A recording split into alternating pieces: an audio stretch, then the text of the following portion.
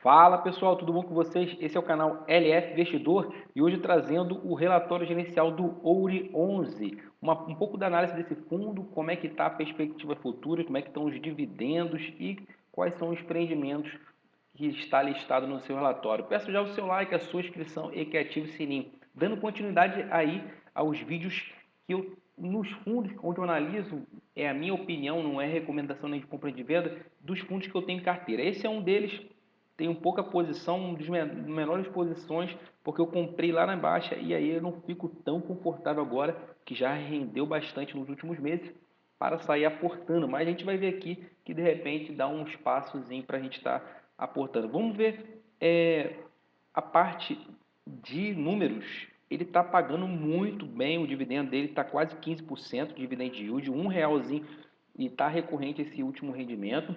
Patrimônio líquido ainda abaixo de 100 milhões e 10% de desconto de lambuja, ou seja, PVP, preço sobre valor patrimonial 0,9. Ou seja, ele está barato e está rendendo bem. Vamos ver se tem alguma bronca nele, né? Isso a gente vai ver no relatório gerencial. Ele subiu aqui, teve uma pernada de alta, depois ele desceu bastante, marcou fundo aqui no 71, subiu com força, tá estimando aí bem próximo, chegar bem próximo desses 85,51, que é o seu pico. Quando você traz aqui para 5 anos, você vê que se ele romper esse primeiro pico aqui, ele vai buscar patamares mais altos, esse primeiro pico que eu digo, né? Depois ele vai buscar os R$ 90. Eu mesmo acredito que ele suba até esses R$ 90 tranquilamente nesse ano. Então vamos prosseguir. O valor em caixa 6 milhões, tem uma liquidez um pouco baixa, mas acima de 100 mil para mim que tem pouco aportado está tranquilo. Abaixo do valor patrimonial 6 mil cotistas, ou seja, bem pouco e não participa do IFIX. A gente vê uma escadinha bem bacana aqui, ó, no seu rendimento desde 2018. E eu vou explicar aqui no relatório gerencial, dando aí até 2022, e tudo indica que 2023 também vai continuar sendo ali um ano bom para esse fundo. Você vê que tem R$ 1 mais ou menos recorrente e o dividend yield dele está batendo 1,2, é um excelente dividendo, ele que é um tipo híbrido. Ele é de papel, mas também a gente já até vê aqui, ó, híbrido na Ambima, né? A gente vê que ele é híbrido. Tem o número de cotas, o investidor Ourivest Cirela e o patrimônio abaixo de 100 milhões, como eu falei.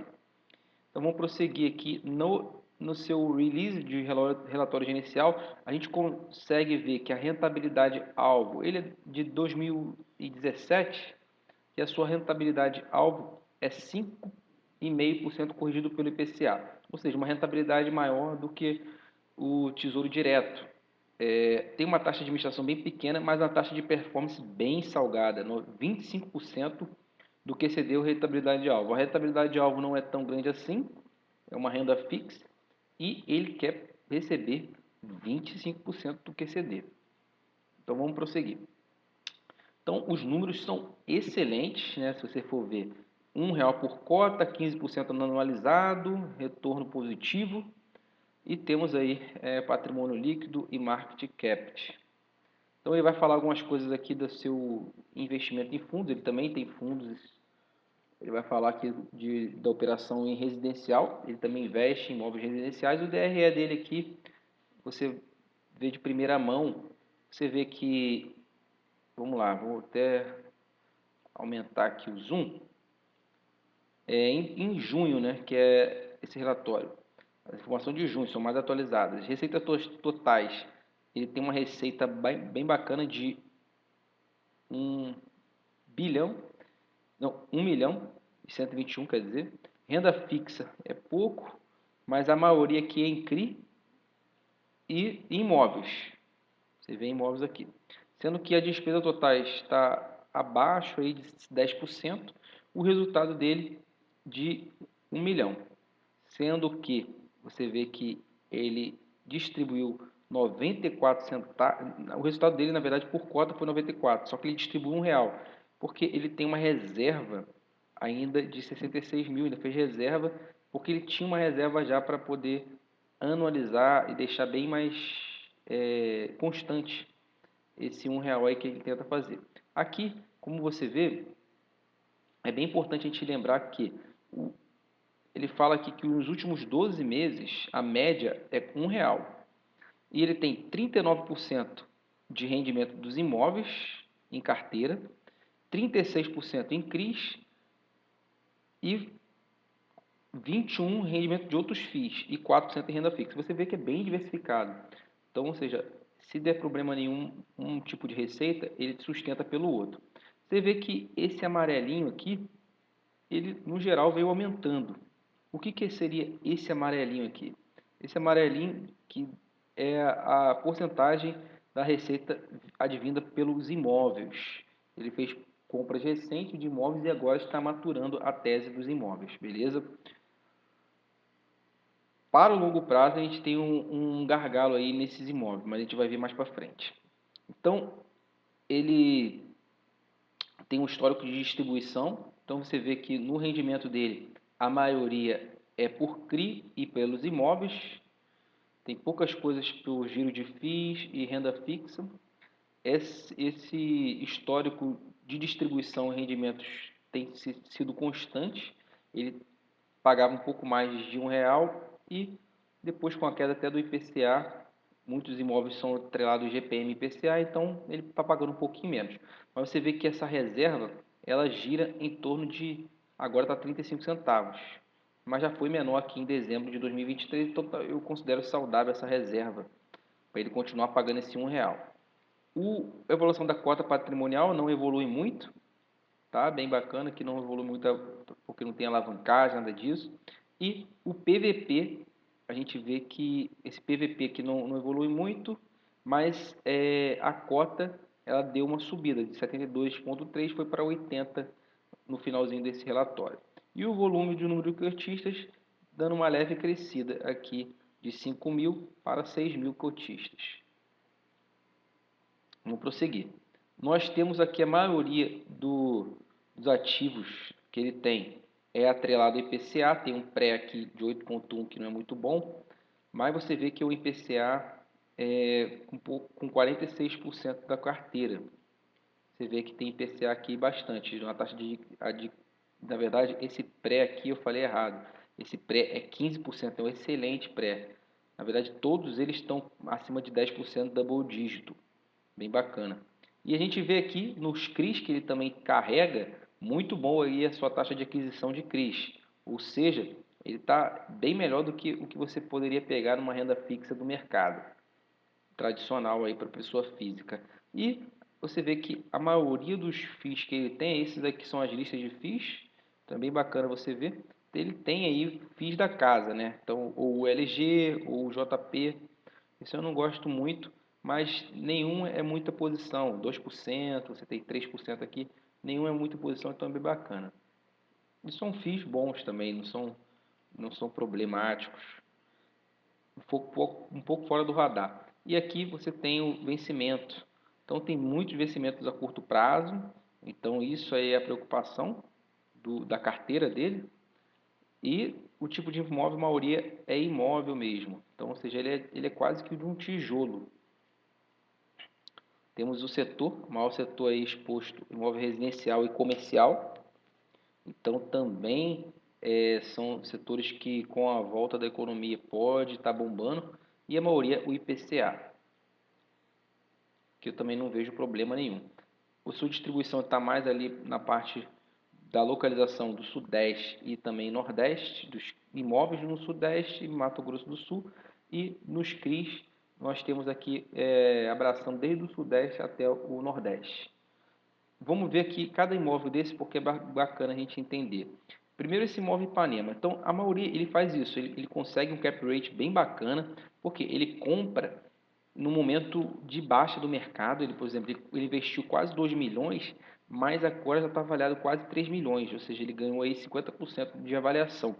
E isso, o vendedor garante uma renda por 5 anos, ou seja, por isso que ele está com esse cap rate bem bacana, 12% mais IPCA por 12 por 5 anos. 5 anos a partir de setembro de 2019. Então você ainda tem bastante tempo aí de maturação dessa tese. Mas depois você não vai ter essa renda mínima garantida. Escritório da Barra da Tijuca, também um bom cap rate, Esse aqui desembolsou 19 milhões e já está avaliado em 23 milhões. Foi em fevereiro de 2020 e também, da mesma forma, o vendedor garantiu esse cap rate 15 anos da data de aquisição. Então, isso aqui vai ser bem a longo prazo, bem tranquilo e vai ter um bom spread. E o edifício Calibran, ele também investe na planta, por exemplo, isso aqui, Mato Grosso do Sul foi na planta, ele tem um status de 60% de obra concluída, comprou 15 e já vendeu 3. Sendo que ele comprou por 10 milhões e o valor de avaliação está em 20 milhões. Então ele ganharia 100% do seu valor desembolsado. O cap rate, rentabilidade mensal, esse aqui já não é IPCA mais alguma coisa, é 15% pré-fixado até um ano após o habite. Então, o Abits ainda não sei se não tem a informação que se já foi contemplado, mas a gente também tem o residencial Alpha Houses em Santana de Paraíba, também tem um cap rate bacana de double dígito, comprou 7 e ainda não vendeu nenhum. O valor de investimento 5 milhões, avaliado já por 10 milhões. Esse aqui é o IPCA mais 10,5 até um ano após o ABITS. Vamos prosseguir. Esse aqui também é uma forma, já comprou 76, ainda não vendeu muito, não vendeu nada na verdade. E esse aqui ele já ganhou bem, no valor de avaliação pelo menos, mas claro que ainda não está vendo caixa porque não vendeu. Então ele depende de vender essas unidades. Então valor de investimento 6 milhões e valor de avaliação 14 milhões. Então ele tenta vender para poder anualizar. Então, incorporador paga uma garantia de rentabilidade mensal de 11% mais IPCA. Então, se ele não vender, ele ainda tem essa lambuja aqui, tá bom? Sem vender nada, ou seja, entra dinheiro no fundo. Depois que acabar esse um ano após a BITS, aí ele depende das vendas. Mas a gente vê que vendendo, ele consegue um bom dinheiro, pelo menos no valor de avaliação. Não quer dizer que ele vai conseguir vender para o que está avaliado. E esse residencial estilo barra, 40% de desconto, também 10 mais IPCA. Esse aqui ele comprou 5 e ainda não vendeu nada.